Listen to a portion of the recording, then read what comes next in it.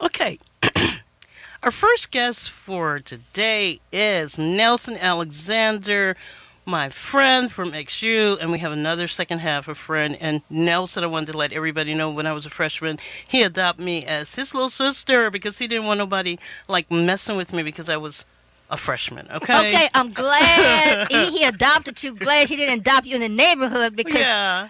I'm the big sister in the neighborhood. You know what? Okay? You know what they were saying? I'm gonna say this and it's gonna make people laugh. On Xavier campus, there was like fresh meat. I was like, wait a minute, and then Nelson was like, wait a minute, leave Gwen alone now, leave it alone. Okay, so Nelson is a graduate of John McDonald Senior High School, graduate of Xavier University, majoring in accounting, retired from Homeland Security, finishing as the training officer for New Orleans Field Office, member of the Studs Club, and member of Mount African, you could tell me. Mount Olive African Methodist Episcopal Church of Slidell, Louisiana. All right. Okay, and we are going to say that in addition, Nelson graduated from John McDonald High School, of course, Xavier University, and accounting. I said all that. So we are going to get into our conversation with Nelson. Okay, so why did you choose Xavier University? I didn't. My mother chose it. I wanted to go out of state, but when she heard that, she said, I don't think so. I'd rather have you home. And I was going to be the pretty much the first one to go and complete college in the immediate family. So she had more faith in me in attending school and sticking with it. So she wanted to keep me home. Okay, you attended St. Aug, is that correct? Nope. No. John I'm sorry, McDonald, John McDonald. Chris. So That's the you, second half of the I'm show. sorry. You had the experience of being around females. Absolutely. Right. But we, the ones who went to St. Aug, their parents had in mind to focus on their education completely. And that's the reason they placed their students, at least their children, in Catholic schools with either boys or girls. And at this time, I don't know if there's a difference because at De La Salle, Yes. it's co-ed. It's co-ed now. Yeah, it's co-ed now, and everything is just flowing. Everything is, so we don't know if there is. Someone should really do a study on that and find out, is there really a major difference if the person is. And what's the impact on their life? I know when they got to Xavier, those Senate guys, they were wild. They were so excited to be around girls. It was ridiculous, but that was okay. We loved it. But go ahead, Chris. Okay, how would you describe the value from Xavier University, the experience of having that Catholic experience, and at Xavier? Well, let's say this. It was immeasurable. I had a great time at Xavier University.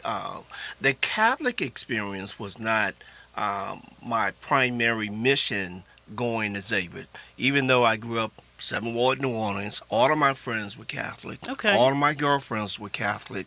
I've been to probably more masses than I can think of.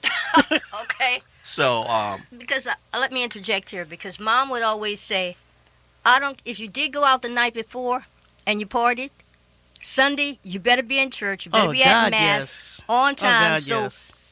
no, that wasn't my experience. You're good. That was my dad.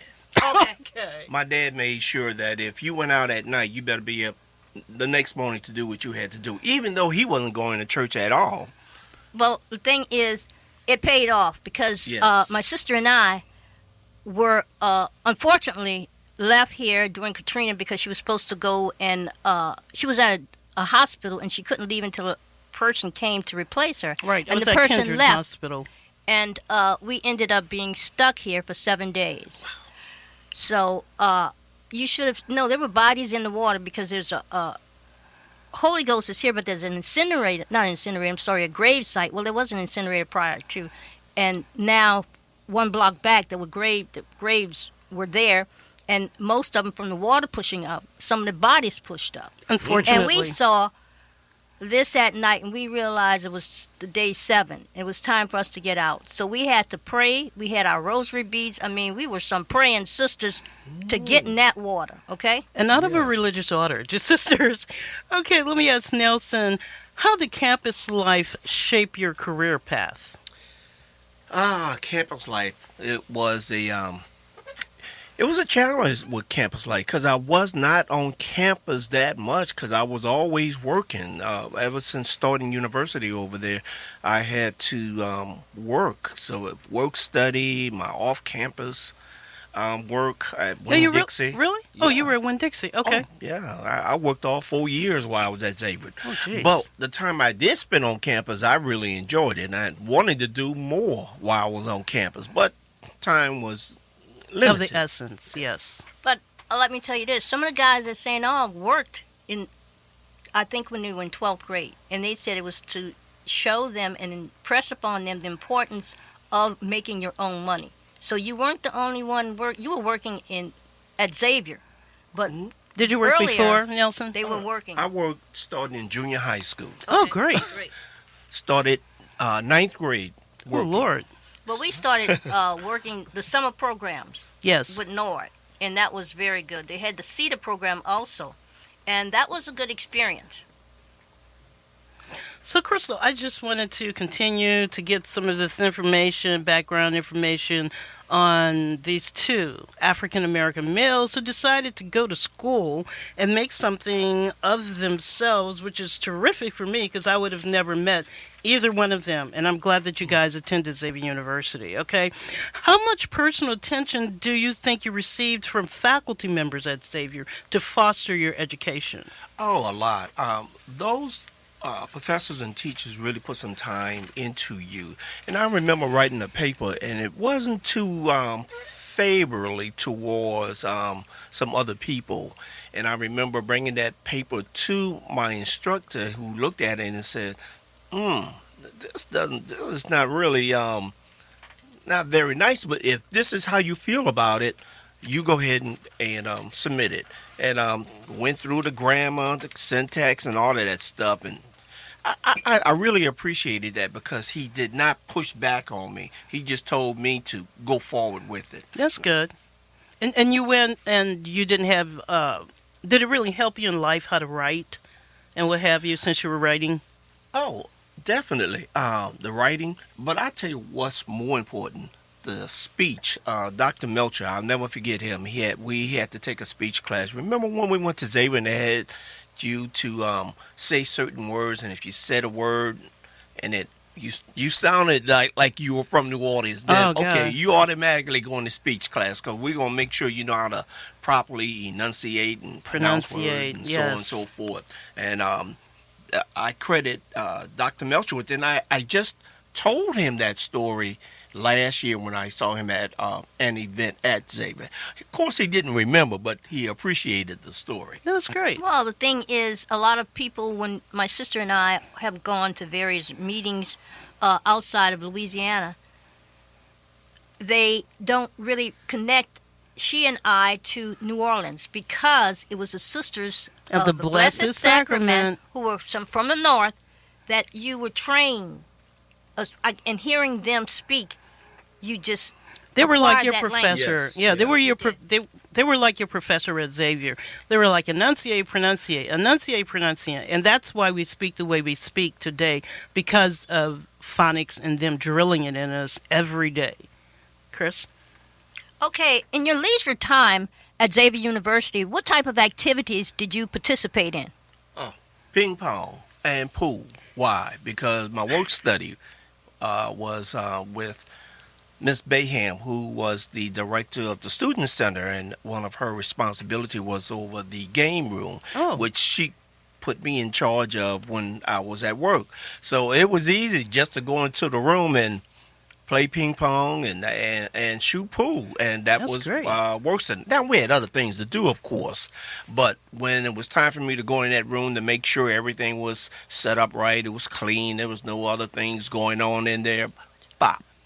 I was doing it. I'm Okay, glad that because, you took care of that. I've taken some courses at Xavier also, but mine was where I was working at Holy Ghost and taking classes at Xavier University. So it was very structured for me. Gwen, what would you say about Xavier?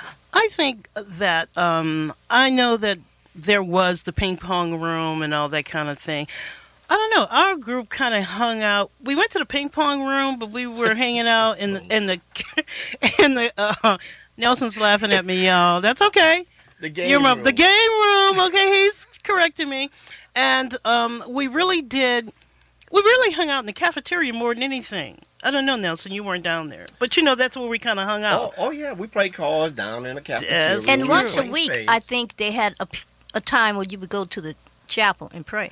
Yeah, and I just want to give some information quick. My birthday was coming up, and I was hanging out with my friends. They said, Gwen, why you didn't tell us your birthday was coming up? So they didn't have time to go and get a cake. So somebody went and bought me a Snickers, Nelson. Can you believe that? Slice that thing up. And they were singing happy birthday to me. I was like, oh, God, this is so touching. The love of XU, I'm telling you. Okay, do you think, because we're about to get to a segment where we're going to have another guest on, what do you think you, as an African-American male, learned at Xavier University to get you from entering Xavier to graduating to entering the job market? Discipline, perseverance, endurance. Those are the things that got me through Xavier. I told myself I would not be denied. I would not be delayed. I will do this, run this race, and I will graduate.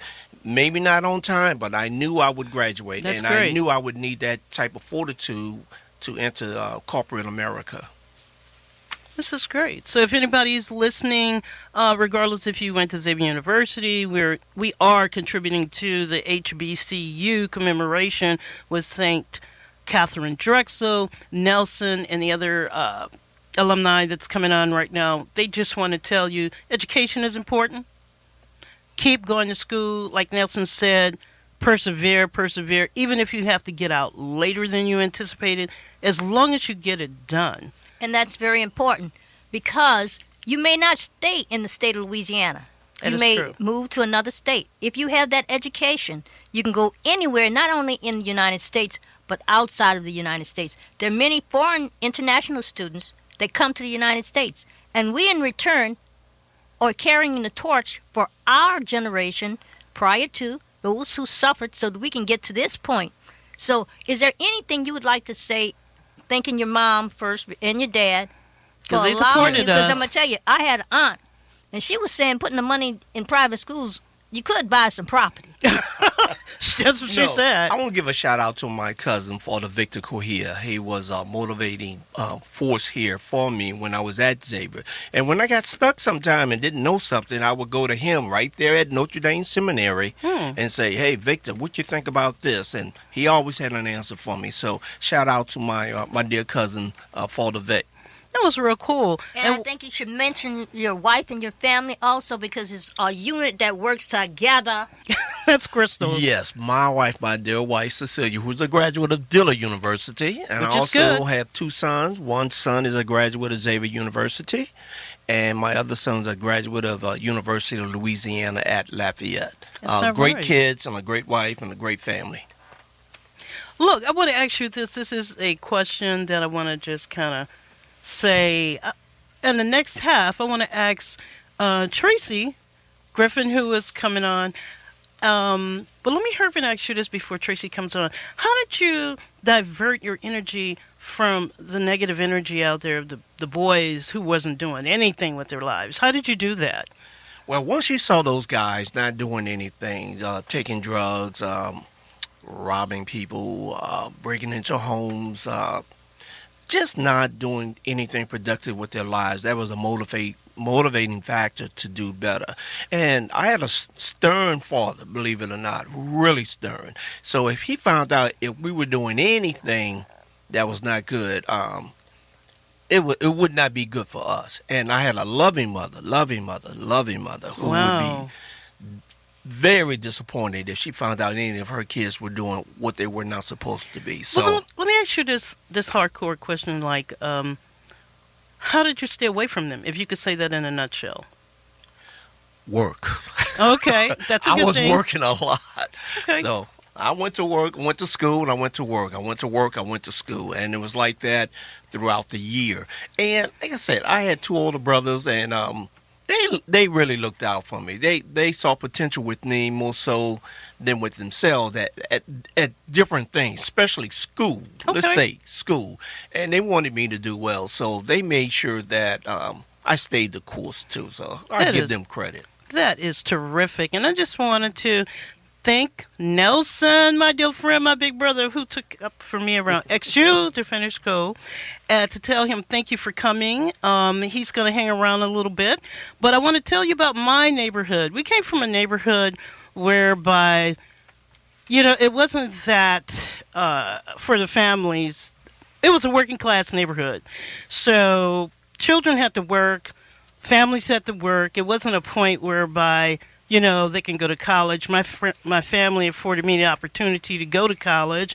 I did have a scholarship to Xavier University, also to USL, and also I had a scholarship to the Peabody School of Music, and all of that originated from attending NOCA, New Orleans Center for Creative Arts, where I was a lyric soprano. Now I think I'm just a first soprano because as you grow older, your octave drops. But I did have that opportunity to be culturally enriched.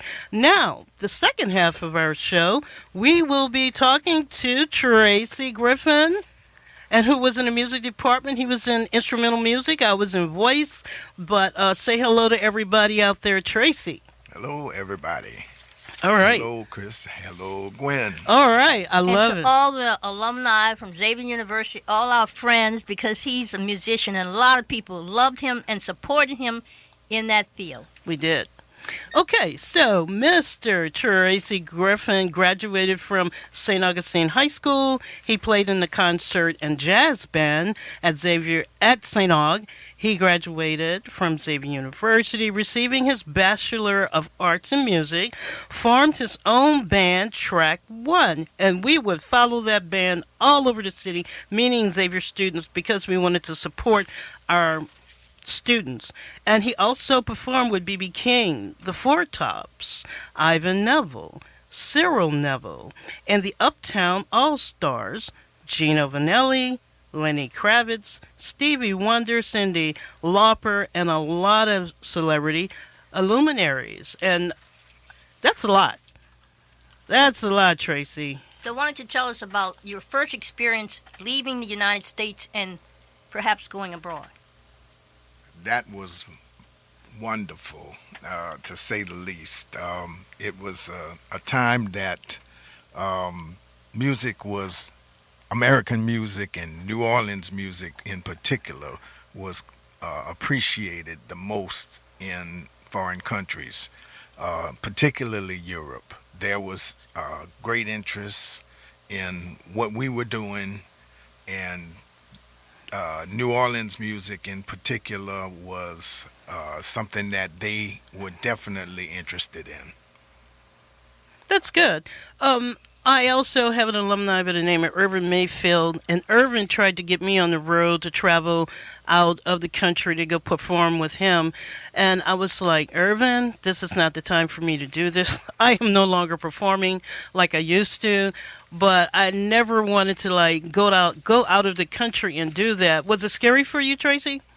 No, not really. It was really comparable to being home in a lot of ways, but there was language barriers that you had to overcome if you were interested in learning other languages. Yes. You had to try to adapt, listen well to what people were saying and what the meanings behind it was. And New Orleans, we have our own vernacular, and we talk a certain kind of way. Lingo, we do. Yeah. And when you're in Europe, they might ask you 2 or 3 times what you said. What are you saying? yeah, I get that. I Because- get that. because of that, So that was really interesting, along with the scenery and the ambiance of the place. Yes, and the seriousness that they had for arts and music was astounding. Okay, you mentioned arts and music. Why did you choose Xavier University? Xavier was on my radar. Okay. But originally I wanted to go to Boston, to Berkeley. All right. But my mom had different ideas for me because of a tragedy we endured uh, a year before I graduated from high school, and I wound up going to Xavier. I knew a lot of the teachers that was at Xavier, so I knew it was a good school, and they would offer me something. And how much time did you spend in your discipline?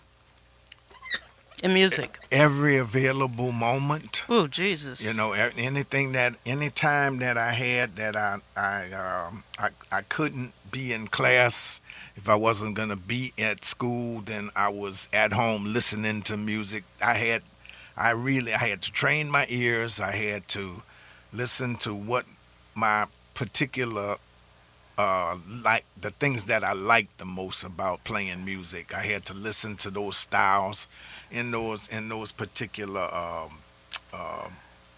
excuse me, the Different genres, you would say? Yes. Okay, I think we were talking earlier in the studio, and you were saying, how did you even become familiar or even like music? I think you said one of your relatives. I think he told me 5 years old. I don't know who that relative was that introduced. So when did you tell our listening audience about that, Tracy? Well, I was 7 when I actually started playing trumpet.